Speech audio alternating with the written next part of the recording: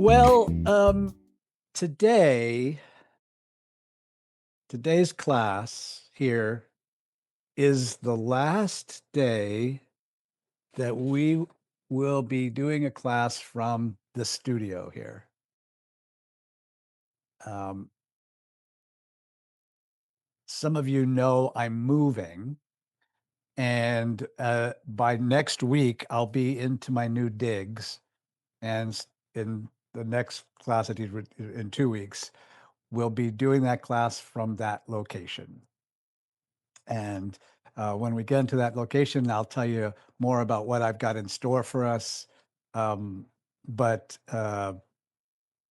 getting very excited about it. It's I won't bore you with all of the moving details. Everybody here has had moving experiences at some point in time. Um, I'm just trying to single-handedly move out of a five-bedroom house, which is like insane. But we're near the end, and very excited about that. I'm down to the point where most of the stuff is going to, Goodwill or junk hauler or stuff like that. We got most of the rest of the stuff all taken care of. But today, seeing as how this is the final day that we're in this studio, I thought it might be appropriate to do a class on closing the door. Now, it's a kind of a simple move. Probably all of you are thinking, like, I know closing the door, but let me share something with you. Um, Several different threads that we might insert into this topic. One of them is called primacy recency, which is a theory that we remember or are most skillful at the things that we first learned in a series of tasks, or the things that we most recently learned in that same series of tasks. And the stuff in the middle can be mushy, right? Um, and so if you think about it, when you do your own Tai Chi or your own flow, probably sinking the Chi is probably your best movement, your favorite movement, the smoothest movement, the most like Wu Wei movement. Um, Closing the door, maybe okay, is just kind of like a throwaway. If you really think about it, you're kind of honest. It's like, okay, we're done. Yay. Now, sort of in the same vein, so something I learned when I was competing in Tai Chi, like years ago, as I think all of you know, um, I invested a large part of my career into competition, going to martial arts tournaments. At first, they were like karate tournaments, and then uh, got more specialized until I was finally doing Chinese martial arts tournaments and then Tai Chi tournaments. And then made the U.S. team and went to China and competed there at their now is more broadly again Chinese martial arts, but I was in the dedicated division of Tai Chi. I did go to the Tai Chi World Champions in 1993 in Fuzhou, China. Um, Now, at high level competition, um, there's a lot more going on than just doing your routine, like exhibiting your form. There's a lot of mental game. There's a lot of sort of tips and tricks that you learn. There's politics involved. Everything that you might have ever watched ABC Wide World of Sports during the Olympics. You hear about all these kinds of. That's exactly how it works in international high level competition like that. So one of the things that we learned, some of us learned, was especially for something like Tai Chi, which goes on for a long period of time. So um, they got it down to where the routines that they were actually allowing into the Tai Chi competitions maxed out at about 6 minutes. So they didn't, nobody was doing long 30-minute routines or anything like this. Um, but even at 6 minutes, that's a lot of stuff for a judge to be paying attention to. Like I've been a judge at tournaments. It's like are hard pressed to stay awake and alert through that whole expense of time, especially if you've got 10 to 20 people in a row in that whole division that you're judging, so you're trying to keep all that stuff in your head, and it's just a lot of stuff. So we know that the judges are not paying attention to everything that we're doing. We know that they just don't have the capacity to watch every single movement. What they do watch, however, what we know they're going to be watching is the beginning and the ending, opening the door and closing the door, and the first couple of movements around them, right? Then they may pop in and out at some other movement. They may have a favorite move, for example, in a routine. Maybe they know the routines that all the competitors are doing, and they're like, my favorite move is Fair Lady. And so when Fair Lady comes up, that I'm going to pay attention to that one, and then I'll go back to sleep again. It's like, so opening the door and closing the door. And closing the door, so there's sort of two different things that they're watching for. I had a traditional Tai Chi master tell me at one point in time, he says, I don't need to watch my students or some other Tai Chi player do their whole routine. I just need to watch them do open the door, and I can see everything I need. And I, at this sort of, after all these years, I say the same thing. Like, I can just watch you do open the door, and I can see everything that I need to see about it. But then at closing the door, there is a sort of a different thing that you're looking at, because everybody can come out of the gate strong, sort of the best version of their Tai Chi. But can you get into the flow and let the flow carry you through the entire routine so that by the end, you're still full of chi. You're still got that effortless action, and it's still as elegant and still as aligned and still as flowing as the first couple of movements, right? So closing the door has its own special kind of importance, its own special kind of magic. And so what I thought we would do today is we take a look at closing the door and maybe the one preceding movement before that in our 9-movement form, our 24, shortened, our compact 5-section form, and the 16 form. And hopefully we'll get through all of those. And then if you have any questions, of course, that's always the most fun part of the classes this week. So that's what I've got planned. How's that sound? Awesome. Before we jump up and get started, though, questions. Your stuff that you've been working on that maybe you want to get a little help with before we dive into closing the door. And just for those of you who haven't been here for a while, or those of you, this is my favorite part of each class, is when you ask me these questions.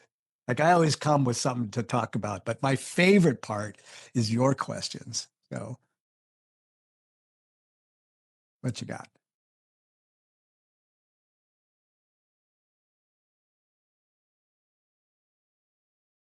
Yeah, Dan. Can uh, can you go through the middle section of the 13th form? Just a walkthrough. The middle section. So there are From essentially 3 sections there.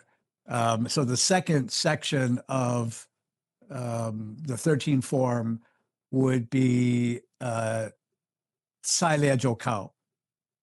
Yes. That routine. Okay. Yes. Just Yes. just a walk through. Just because I'm Just a tripping over walkthrough. my feet. I'm tripping over my feet again. Oh, you got it. We did. By the way, I am working on getting all of those past recordings up onto your archive. We've been just putting a lot of stuff up there, and so some of those the 13 forum classes are coming. And the reason why that I made me think about that is that I know that at one point I gave you sort of um, a rubric, a pattern of footwork: right, left, right.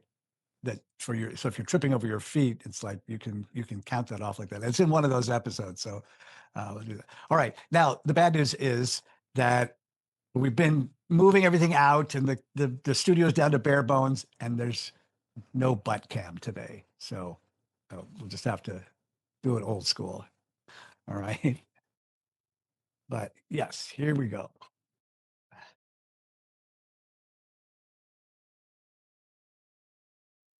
Oh, let me move my monitor here. Bear with me.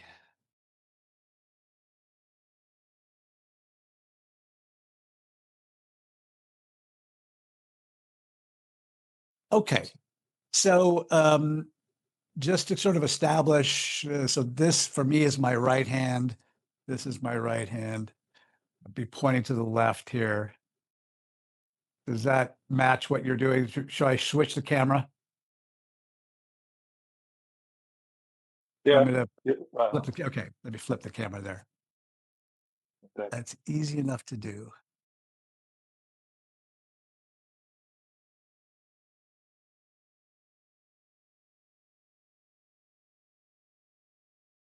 Okay. So at the end of the first section, we have just finished with grasping the bird's tail. And so I'm in this position here. This is the end of the push. All right. So the next movement is sai. Yeah. So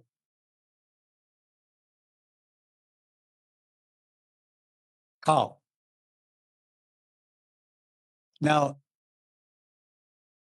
in the first section, all of the directions are on the cardinal points. So they are, north, south, east, west, whatever. In the second section here, they're on the ordinal points. So they all go to corners. Right. So if this is my left here at the end of Grass Bird's Tail, at the end of the first section, right, then I am going into the corner by my right hand.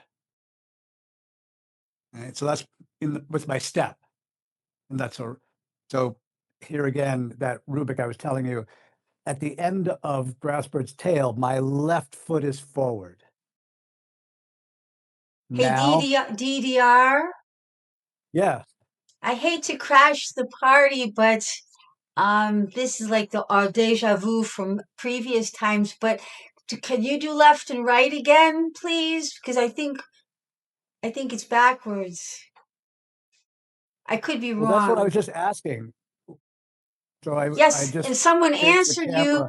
Someone answered you, and I thought I agreed with them, but I'm not sure unless I'm seeing it wrong. So this is my right hand pointing to my right here. And if I'm facing you, this is to the left. No. Does anybody? Do Well, I it would have? be, That's your left hand. Does anybody else see his left hand? Yeah, that's Yeah, his left. That's yeah. That's left, left. pointing left. to. Okay. That's left for me. All right. Okay. Thanks. At least I'm not So- crazy. Bye. I saw it initially Well, too, actually, but I didn't want to contradict anybody. That's No, Pat. I'm sorry. that's I had it set up like that at the beginning, and so I just wanted to make sure. All right, that either way was is fine right. with me. It was I- right. No, I it's agree. confusing. This is perfect. Thank you. All right. So then if this is my open the door position, right? And this is my left hand going to, that's my right hand now, but this is my left side if I'm facing you. Then at the end of the first section, I am pushing to the left and my left foot is forward. My next step, the right foot's going to go into the right corner, right? The next step, my my right foot's going to go into the left corner. So this was left, right, right. Now, the next step after that, I'm not actually moving my feet, or sometimes there's a little step, but they don't really go anywhere. So, but we wind up with the left foot as the front foot. So I've just done there. Now I turn around for Joe, and here I am in a bow step with my left foot forward. So it's gone left, right, right, left. And then the final step is in the remaining corner, the back corner for cow.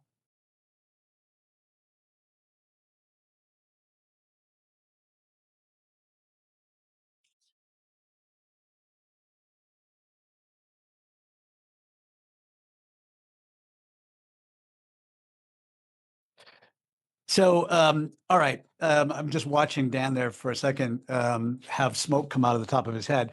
And so at the end of the third move here, at the end of Joe, right, I've got my left foot forward. I'm diagonal into this corner here. And what I want to do is I want to bring it all back into like a T-step here.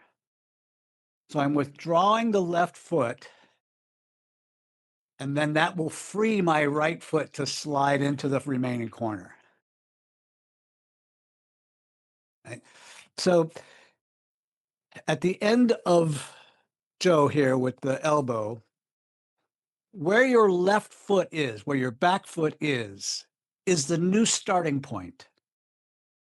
So you want to bring everything back to where the left foot currently is.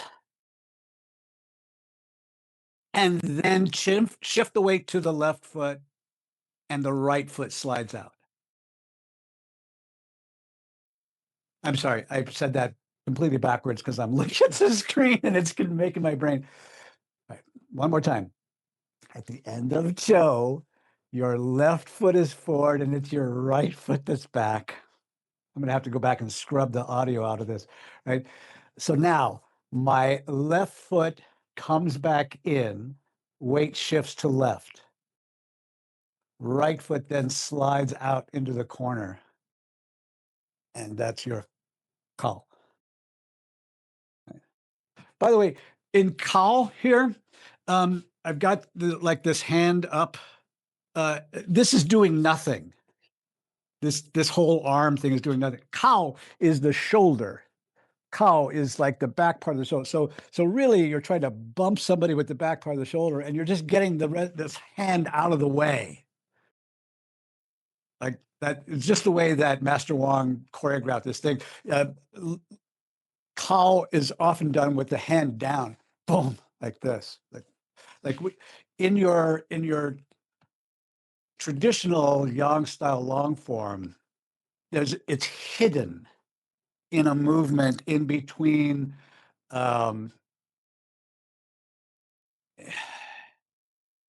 raised hands and or in between crane spread wings and raised hands, I think. In between raised hands, and then it goes forward, crane spreads wings. And so there's this little sneaky part here, which is where cow is in Yang style. In Chen style, it's all over the fucking place. You do it a lot. But in this routine, in the 13 form, we have this fancy looking movement here. And it's very common for people who are like, I don't know if this is the right place. Should I put it? It's doing nothing.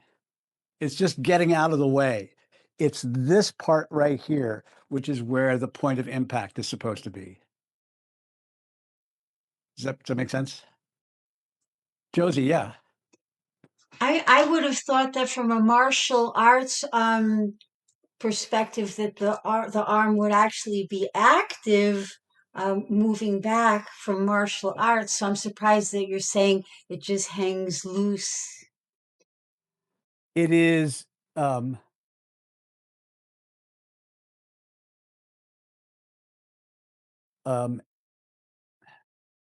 don't be confused. Like there's plenty of different things that you could do with a hand, like you could do a block or whatever, but this technique is not supposed to be any of those. So in the 13 form, it's really a brilliant concept. It's difficult to execute because this is just not a beginner's routine, but it's a brilliant concept. Going back to the original Tai Chi classic, where they say that there are the 8 forces or jins and the 5 directions, and the 8 plus 5 make 13. And so this routine goes one by one through all of the 8 and the 5, right? Specifically. So each one of these movements is only representative of one of those original 13 moves. Do you know from the training with you for this, I don't think I ever realized what you're just explaining, but I think the 13 form is my favorite, but that's a lovely Really? explanation. So there has elements of all of those elements in it. And it was meant to be, so this routine was a collaboration mainly between Jet Li and Master Wong. And then my contribution was to help with verbiage and teaching language. But Master Wong did most of the choreography. Jet Li came up with the original concept because he wanted something that he called the ABCs of Tai Chi. So his whole, the Tai Chi Zen format was supposed to teach these 13 moves, which were the ABCs of the basic alphabet of Tai Chi, plus the 10 important points, principles from Yang Tenpu. So that was the ABCs of Tai Chi. That was what was in the original Tai Chi Zen program. Lots of other moves exist throughout the different styles of Tai Chi, lots of other techniques and variations, but they are not present in this routine, only the 8 and the 5. Up your went mute again there, Josie. Josie, you're muted. I said, I thank you. I didn't mean to interrupt your answer to Dan, but when you're done with that, maybe we could go through the whole 13 form. Not today, because I'm going to run out of time for closing the door. But we can do that. In fact, it will be really appropriate to do a whole 13 review in the new space, which I'll explain once we get there. So Dan, if you just sort of like pretended you were the armless Tai Chi master, at the end of this movement here, after you have, come back, right, and you slide this out, what's happening here is you see this subtly, there is a counter rotation and then boom, and that boom is supposed to be the shoulder connecting. And so boom, there it is, or boom, there it is. And frankly, I think this is really pretty after you come back in here and you slide this down and then up. I just think that's really just aesthetically gorgeous. So I like it in the routine, but don't be sidetracked. It is just this shoulder that's connecting.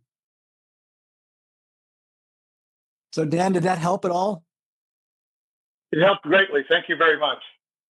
You're welcome. You're welcome. So this left, right, right, left pattern is pretty consistent throughout the 13 form. And just take this little section here. So I'm left, right, right, left, right. Awesome. Okay. So let's jump into closing the door, and we can come back and I'll take other questions at the end there if anybody's got any. Okay, so just to kind of approximate the butt cam here. So we're about to let's go back to opening the door. So opening the door, just in most modern Tai Chi routines, this has not always been the case, but in most modern Tai Chi routines, the feet start together and the left foot separates, right? That is opening the door. At the time of closing the door, we want to have a conclusion of all of that with the left foot returning. So the last action that you have here is the left foot coming back together, just as the first action was the left foot separating. Does that make sense? Now, that was probably fairly in your body, but what is important is that the movement just before that means that it has to be the right foot doing something. And this is where I see a lot of people get confused. It's like, okay, I don't know how many adjustments do I make there before I get my feet together. So since we know that the last movement is left foot returns, that means that whatever footwork comes just before that is the right foot. Right? And so here's an example. In our 9 movement form, right? My last movement here was grasping the bird's tail. I come back, right? I have to now look how wide my feet are at the end of that, right? So coming back here. So in order to shrink the space, I have to step in with my right foot, and then left foot will finish it up, right? Again, if we do it from here, this is my final push for the last grass bird's tail in the 9 form. I come back. It is the right foot that steps in, and then the left foot returns.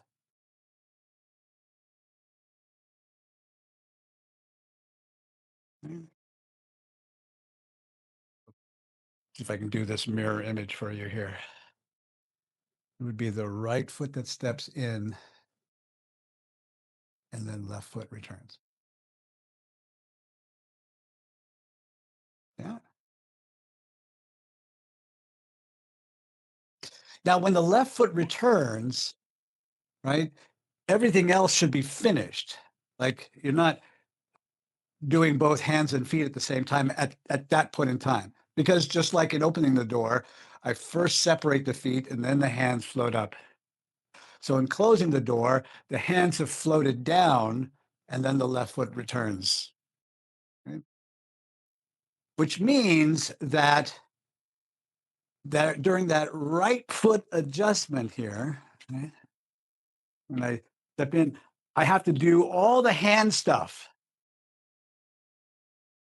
And the hand stuff here is again a mirror image or a flip-flop of the opening the door. So opening the door, the hands float up and then drop. Here, let me let Forrest in.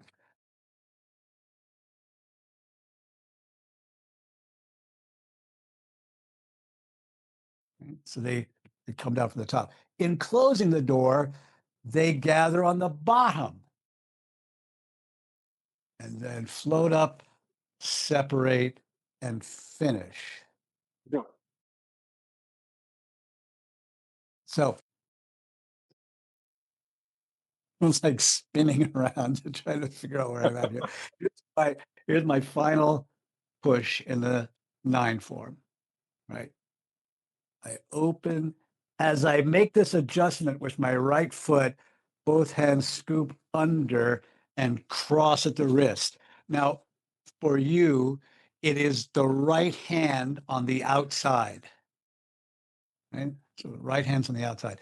Then they all float up together. So knees straightening and hands, really the hands are just following your torso rising. And then they slide apart and float down, and left foot returns. Let me give you guys a minute to just do that last push from Grassbird's tail and then the closing of the door, so I can watch. Kibitz.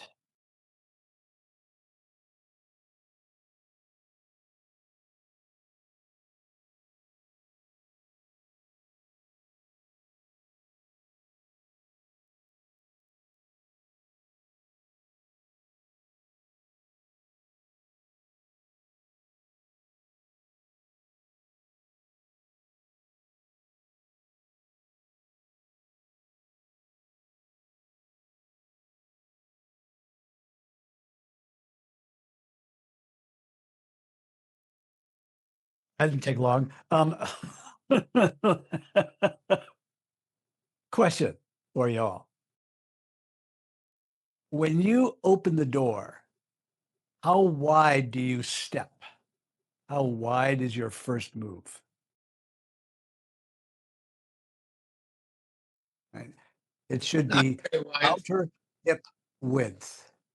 Right? So inner hip width is where your little bumpy things here in your hips are, your ASIS. The outer hip width is like wherever your saddlebags are. So this is your outer hip width, and that's how wide you step out. So not wider than, and not too narrow either, but outer hip width. Which means that at the end, that right foot adjustment is about reestablishing this width preparatory to the left foot returning, right? So here I am at the end of my thing here. I'm out. My feet are way apart here. This right foot steps into outer hip width. Does The anybody left- else use shoulder width? Is that wrong to say that? Because Yes. Yes. that's wrong to say that? And no, so for a couple of reasons. First of all, I don't care. Just never lose sight of that. Never lose sight of that. At the end of the day, like how far you step out and shoulder width, what it is like it really doesn't matter. It does not really affect your Tai Chi. But this is traditional class.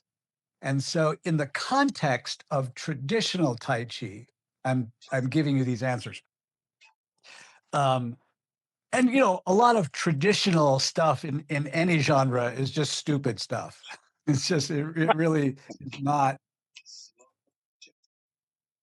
terrifically important. But for the purposes of our tradition here, the endpoints of the shoulders are outside of our box.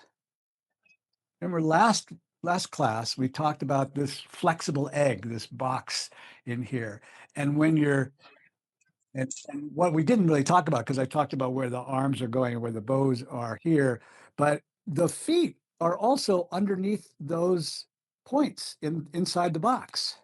And if you're stepping out to shoulder width, you're outside the box. Does that make sense? It does. And also I see the point of just saying, if you're doing a flow, you don't want to be that specific. Just say stepping, one foot steps out. Exactly. Um, you know, my original teaching style, I often talked about step out your shoulder width or step out hip width or whatever, like, because I was trying to be helpful and it wasn't helpful. So I stopped saying that and people got a lot more out of their Tai Chi.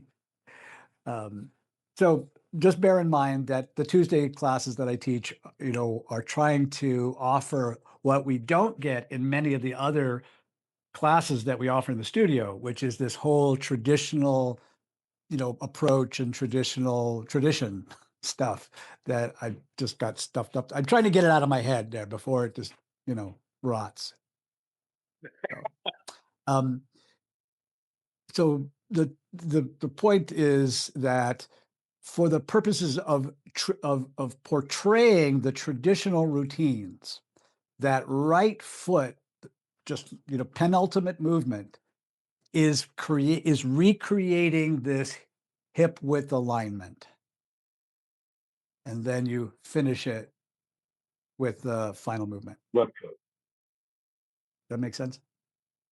And simultaneously with that adjustment here, by the time my right foot touches the ground, by the time I reconnect with the ground here, that's the moment when my hands cross. So the wrists cross at the same time as the touches.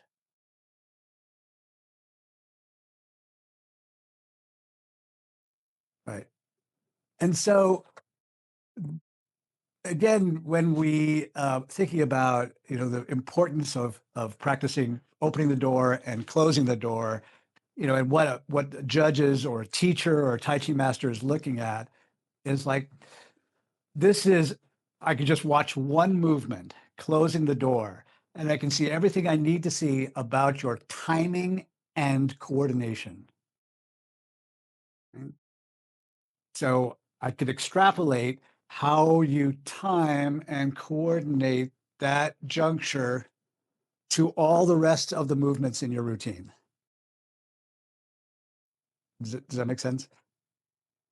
So if your judge just woke up, like, because it's the last move, and to be even kind of more interesting, in the World Championships at the time that I competed, and I think they still do it, they blow a whistle when you have 30 seconds left.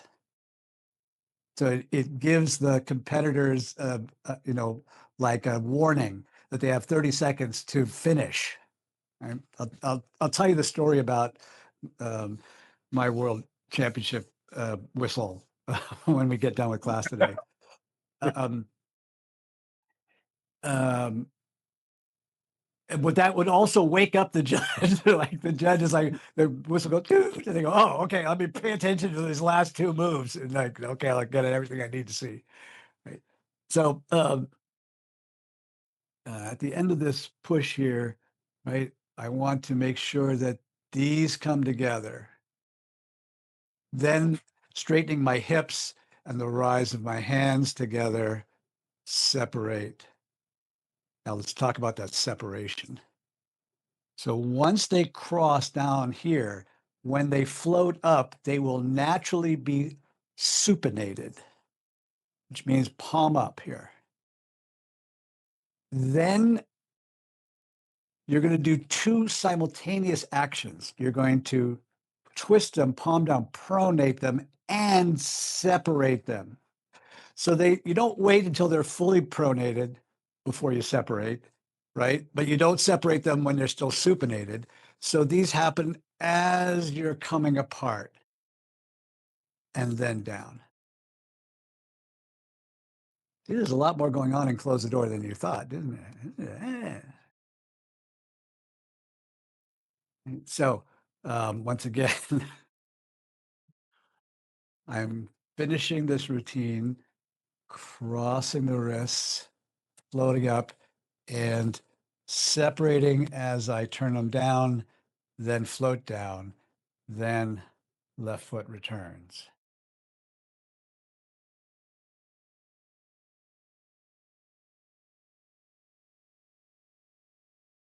You want to know another trick? Um, This trick is known as bumping bunions.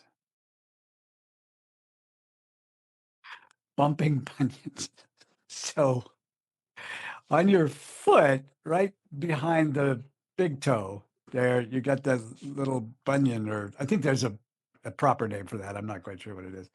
But it does stick out a little bit. And so it's like the most exposed part of each foot.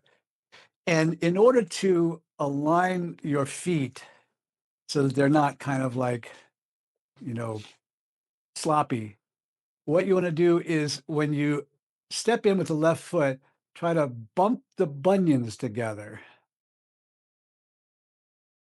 and then equally distribute the weight. So it's a sneaky little bump the bunions and then stand.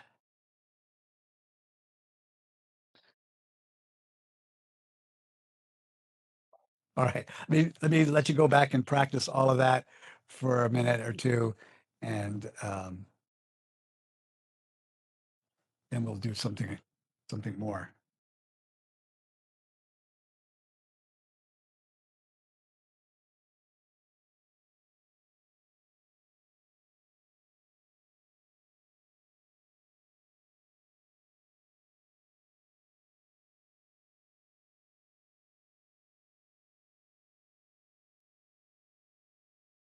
Um,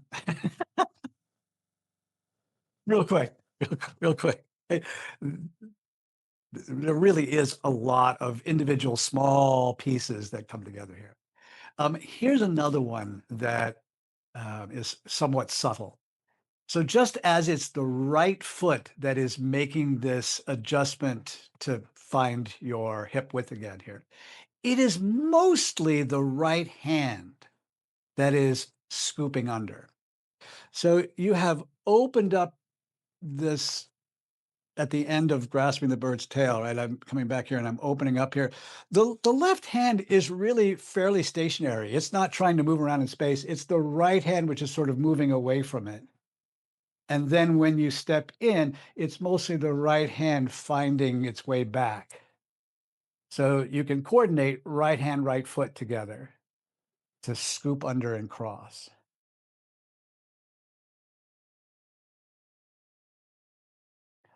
Monica, the answer is down. Okay, I'll use my imagination. Yeah, So I'm just wondering, in like relative the bump, positions, huh? Yeah, in relative positions here, prior to the scoop, the hands are high. Now they're going to go down, and and that's the action that brings them together. and okay. Yes. Now, what I wanted to know also, thank you, is the bumping. Is that like, well, it's once you get down that you bump your bunions Yeah, together? that is the very last action. That's Okay, so you're after you down and have then, the hands okay, dropped and the left foot stepping in. It's like Okay. it doesn't just sort of like hope that it gets into a good spot. Like left foot stepping in, but it's somewhere else. So there is an aspect of Tai Chi doesn't, I think we talk about it a lot inside of Tai Chi Fit, but in traditional Tai Chi, it's sometimes underplayed, and that is the aesthetic quality, the elegance of the movements. Now it's understood that if you've got good Tai Chi, your movements will be elegant, right?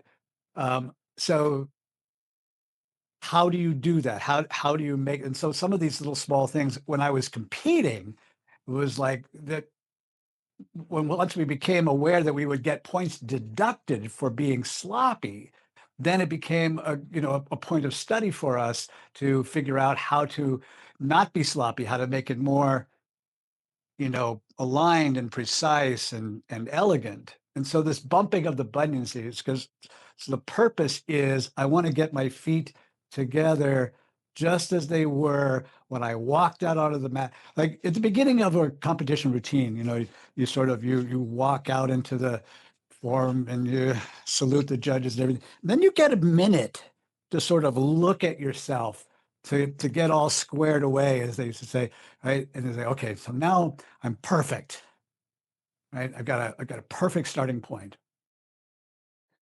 And you want to return to that at closing the door, right? So this is the bumping of the bunions thing. It's like we try to figure out how do we get there, right?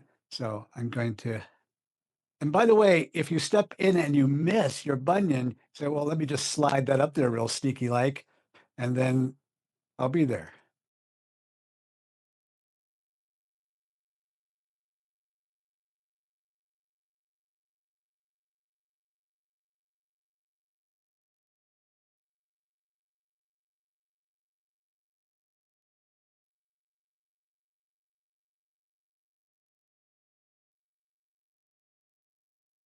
Sean, that looks good, by the way, man. That looks good. Thank you. All right. I always have great ambitions that we're going to cover like 3 or 4 different forms, and that we always run out of time.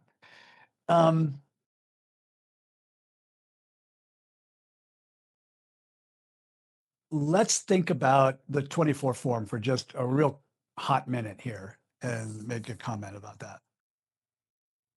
So the last movement of the 24 form, I'm facing that same direction again, but I've just finished deflect downward, parry and punch. And then I have this movement, which is called the apparent close. Not quite the close, it's the almost close, right? Comes back. And so I wind up in exactly the same final position as we just did for the 9 form. Right? So when I go back to opening here and stepping in, like that's those, but at that point they are identical. But getting to this punch is another kettle of fish. And we have spent many sessions on going over that and sort of getting this coordinated, because it's this odd coordination. Deflect downward, pivot, parry, punch.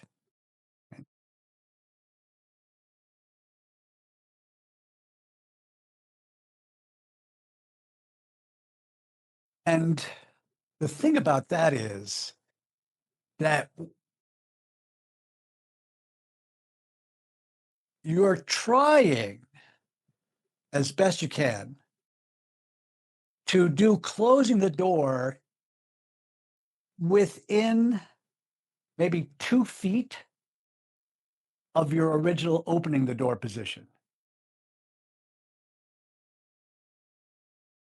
It works out that in most cases you're slightly to the left of your exact opening the door position, but you don't want to be like way far away, and you are not supposed to be to the right of opening the door. You can be to the left of opening the door, but not too far, maybe within a couple of feet.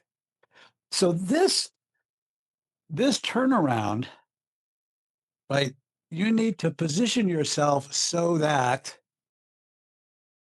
when I do all this stuff here, I'll be able to return to within a couple of feet of my original opening the door spot. Now, one of the things you can do at home is just take a little piece of tape, and I know Karen's going to be doing this because Karen loves my tape ideas. So you put a little piece of tape down there for your opening the door spot, and then by the time you get done, you can go, closing the door here. It's like, it's not bad. I'm pretty close. And you're given a little bit of leeway there. But deflect downward, parry and punch from the 24 form can screw you up and can lead you wobbling astray if you're not careful. So that's also a movement to really sort of invest in for this whole topic of closing the door. Does that make sense? So when I get to here, I am starting my closing the door sequence.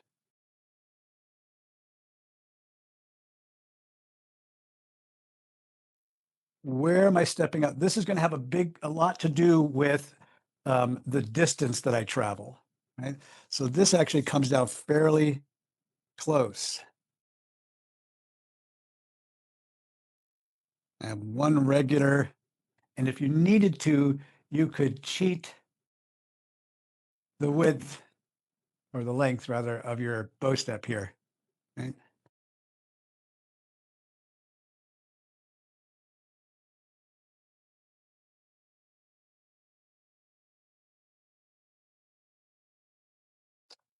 Unfortunately, today we don't have a lot of time to break down, deflect down, or parry and punch and go through it. So we will have to put a pin in that and do that on another day. Right? Cool. All right. Just give it the time we have. Come on back in, have a seat, and I'll tell you a short story.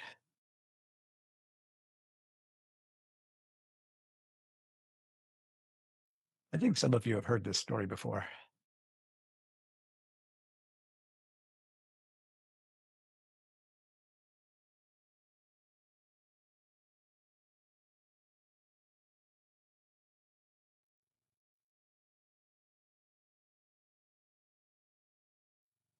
Okay. All right. So there I was, 1993, October in China for the first World Wushu Championships. And I was the Tai Chi representative from the United States. And supposedly that year, there was a standardized routine that all competitors were supposed to perform. Like if you go to the Olympics, you go to figure skating or gymnastics or something, especially rhythmic gymnastics. They have these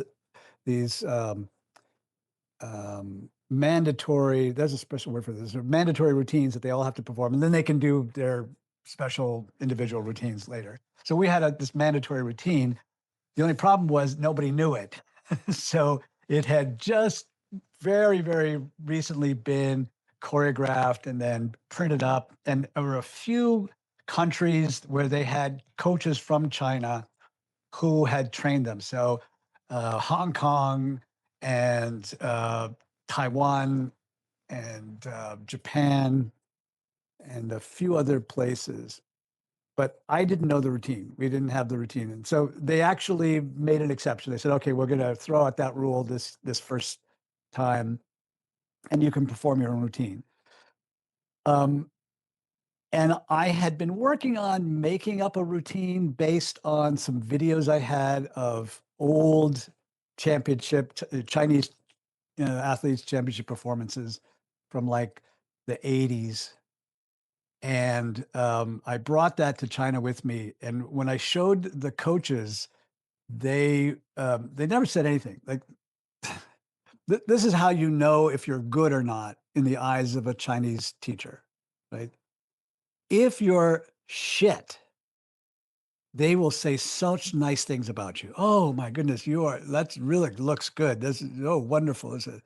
If you're good, they will beat your ass up. They will make you work. They will say terrible things about you. They'll shake their fingers and yell at you, right? So I got there and I showed them this routine, and they were like, "Oh, that felt so very nice. Oh, what a nice routine."